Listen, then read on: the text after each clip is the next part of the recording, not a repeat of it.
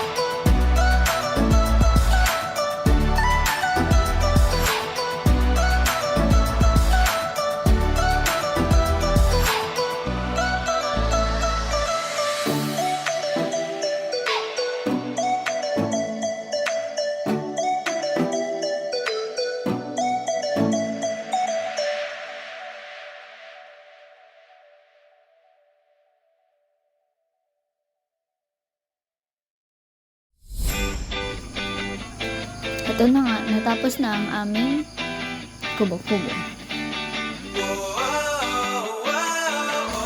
In our third day, ginawa namin ang bakod ng aming ng yard. Ginawa namin ang yard and gumawa kami ng mga bakod-bakod.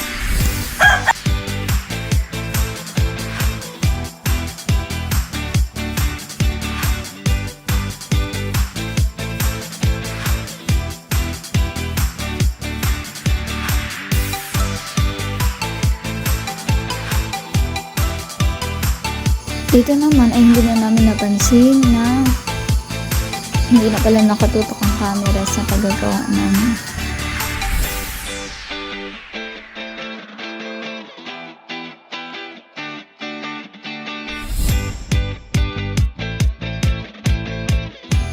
Ayan, at nabuo na rin ang mga bakod-bakod at paglalagyan ng halaman. Naglagay kami din ng tunay na lupa. In our fourth day, naglagay na rin kami ng mga maliliit na pwedeng gawing gulay. Ano lang yan, nasa plastic flower na nakuha namin. Then, ginawa namin ng paraan para mag-hugis gulay-gulay siya. At yan, at gumawa kami ng parang tiles na ginupit-gupit din na popsicles.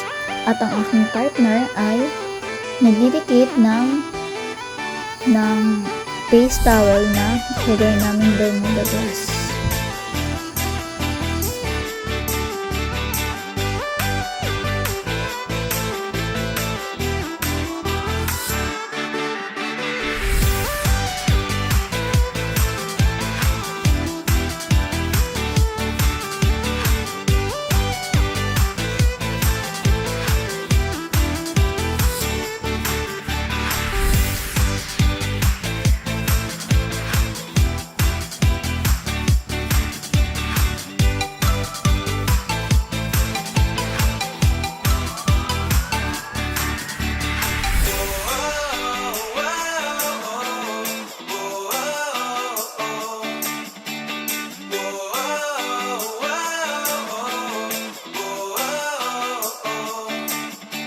Para mas makumpleto ang aming yard,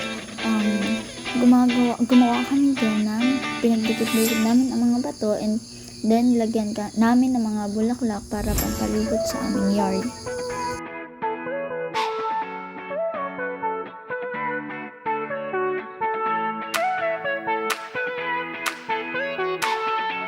At nilagyan na namin ng pastil ang aming tatlong gulay lang, which is mustasa, pechay bagyo, and another mustasa. Naglagay din kami dyan ng mini bangko.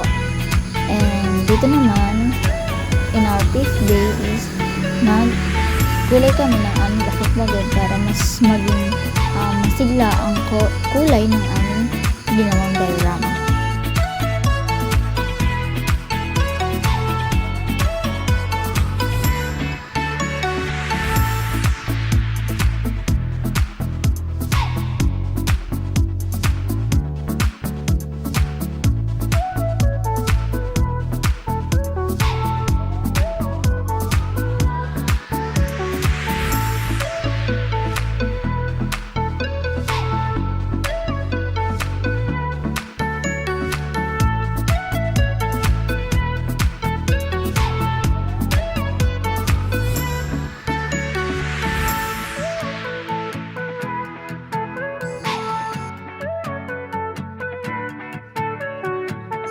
Dito naman ay nilagyan namin ng ilaw ang aming mini kubo-kubo. Hindi na namin ito nilagyan ng pintura para mas ma-emphasize ang ilaw sa loob.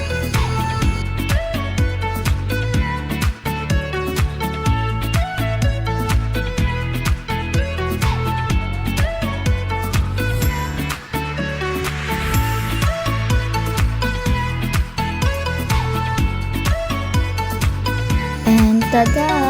Tapos na ang aming diorama na EPP agriculture, which is gardening.